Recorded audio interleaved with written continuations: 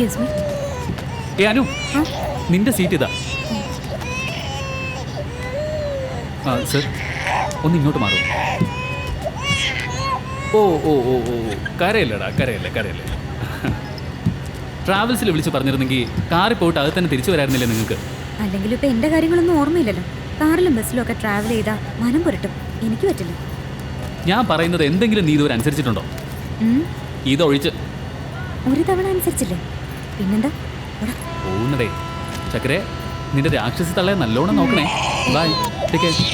ആ സേതു, ഡൈനിങ് ടേബിളിൽ ഉപ്പുമാവ്, മൈക്രോവേവിൽ fried rice. Sethu,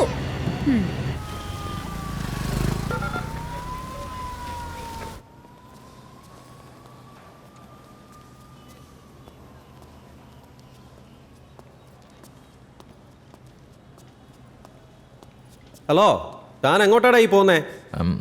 complaint കൊടുക്കാൻ അങ്ങോട്ടല്ല, ഇങ്ങോട്ടാ പോകേണ്ടത്. ഈ വഴിയാണോ? ലെഫ്റ്റിലേക്കല്ല, റൈറ്റിലേക്ക് പോകണം മിസ്റ്റർ. ശരി സാർ.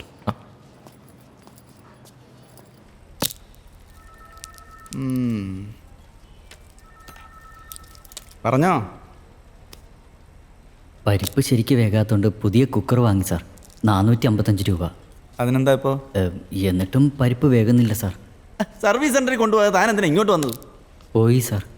കുക്കറിന് കുഴപ്പമൊന്നുമില്ല, വേവിച്ച ആളിനാണ് കുഴപ്പമെന്ന് പറഞ്ഞു. വേവിച്ച ആളിതറിഞ്ഞിട്ട് അതേ കുക്കറുണ്ട് എന്നെ അടിച്ചു സാർ. വേവിച്ചതാരാ? എൻ്റെ ഭാര്യയാ സാർ. അടിച്ചതോ? എൻ്റെ ഭാര്യ തന്നെയാ സാർ. എടോ സുഖു സാർ, ഇയാളുടെ പെണ്ണുമ്പിള്ള തല്ലിയെന്ന് അതിന് കംപ്ലൈന്റ് തരാൻ വന്നതാ. കംപ്ലൈൻറ്റ് ചെയ്യാൻ പാടില്ലേ സാർ?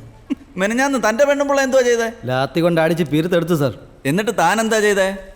അതേപോലെ യൂണിഫോം ഇട്ട് ഒന്നും മിണ്ടാതെ ഡ്യൂട്ടിക്ക് ഇങ്ങ് പോന്നു സാർ. കേട്ടല്ലോ. നമസ്കാരം. എടോ, ഇതൊക്കെ എല്ലാ വീട്ടിലും നടക്കുന്ന കാര്യങ്ങളാ. ഇതിനൊക്കെ പരാതി കൊണ്ട് ആരെങ്കിലും ഇവിടെ വരുമോ? അപ്പോൾ ഇതിന് പരിഹാരം ഇല്ലേ സാർ? ഇതാ നോക്ക്, ഒന്നുകിൽ താൻ തൻ്റെ ഭാര്യയെ മാറ്റും, അല്ലെങ്കിൽ കുക്കറിനെ മാറ്റും. എടോ, എനിക്കിവിടെ ആവശ്യം പോലെ കേസുണ്ട്. താൻ പോയേ, വെറുതെ മനുഷ്യനെ വരട്ടെ സാർ. വരണമെന്നില്ല, രാവിലെ തന്നെ ഓരോന്ന് എഴുന്നള്ളിക്കോളും.